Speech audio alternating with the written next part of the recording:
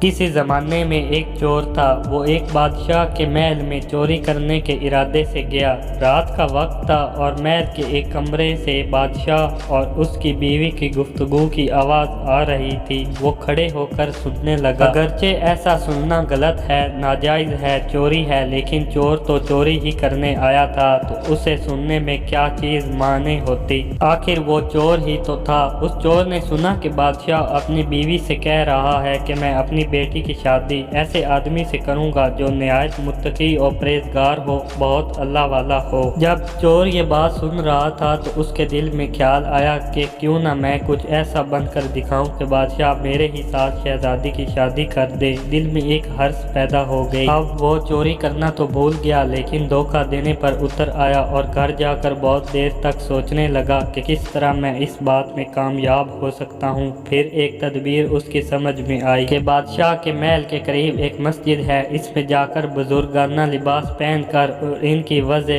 قطع اختیار کر کے وہاں دن رات عبادت میں مشغول ہو کر بیٹھ جاؤں تو شاید یہ بات بادشاہ تک ضرور پہنچے گی کہ کوئی آدمی یہاں ایسا متقی پرہیزگار ہے جو دن رات اللہ کی عبادت میں مصروف ہے، تو ہو سکتا ہے کہ بادشاہ کی نگاہ میرے اوپر پڑ جائے اور میں شہزادی سے شادی کے لیے چن لیا جاؤں۔ یہ اس چور کا ایک نہایت حقیر اور ذلیل دنیاوی مقصد تھا جس کے لیے اس نے یہ ارادہ کیا۔ پھر اس نے اپنے پروگرام کے مطابق بزرگانہ لباس و پوشاک وضع قطع اختیار کر کے اس مسجد میں جا کر نمازوں پہ نمازیں، ذکر و تلاوت، مراقبہ سب شروع کر لیا۔ دن گزرتے رہے اور لوگوں میں شہرت ہوتی گئی کہ کوئی اللہ کے بہت بڑے ولی یہاں آ گئے ہیں جو دن رات عبادت کرتے ہیں۔ یہاں تک کہ یہ بات بادشاہ تک پہنچ گئی کہ یہاں کوئی اللہ والے آ کر بیٹھے ہیں، جوان، زد و عبادت میں لاجواب، تقویٰ و طہارت میں بے نظیر۔ جب بادشاہ کو یہ بات معلوم ہوئی تو انہوں نے اپنے ارادے کے مطابق غور و فکر شروع کر دیا کہ شہزادی کے متعلق جو سوچا تھا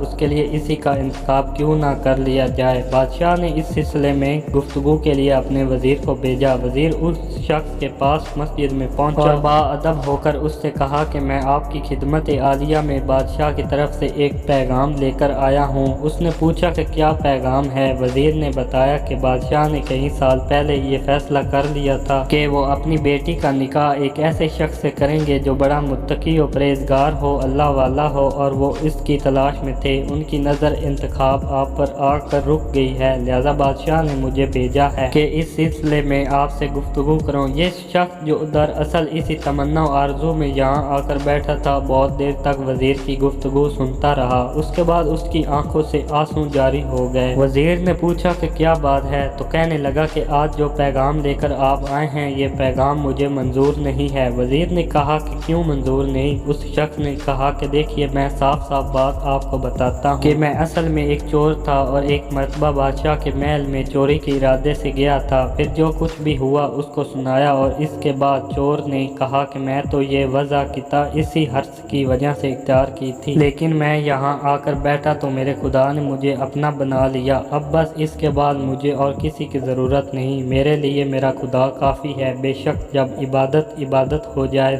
نماز ہو جائے، ذکر ہو جائے اور ہماری دیگر عبادتیں واقعی عبادتیں ہو جائیں تو بے شک یہ نمازیں اور عبادتیں انسان کو برائیوں سے روکتی ہیں۔